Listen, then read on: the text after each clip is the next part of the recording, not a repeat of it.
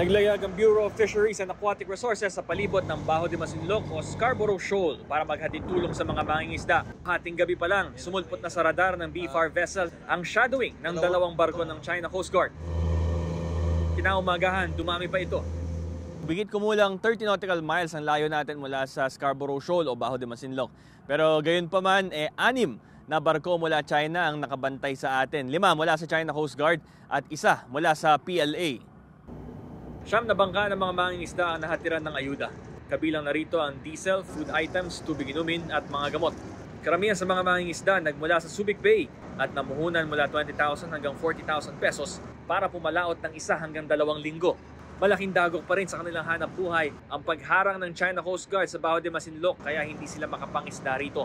Hindi kami makapasok basta doon sa malapit sa Scarborough po. May limit lang po hanggang 100 nautical miles lang po kami mangingisda po. Sa kabuuan, humigit kumulang 100 bangka ang hinatiran ng tulong ng BFAR at Philippine Coast Guard sa Bajo de Masinloc at Escoda Shoal.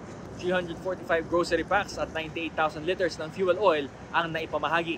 Sa Bajo de Masinloc, isang People's Liberation Army Navy vessel ang nagbigay ng babala kaugnay ng live fire exercise sa lugar.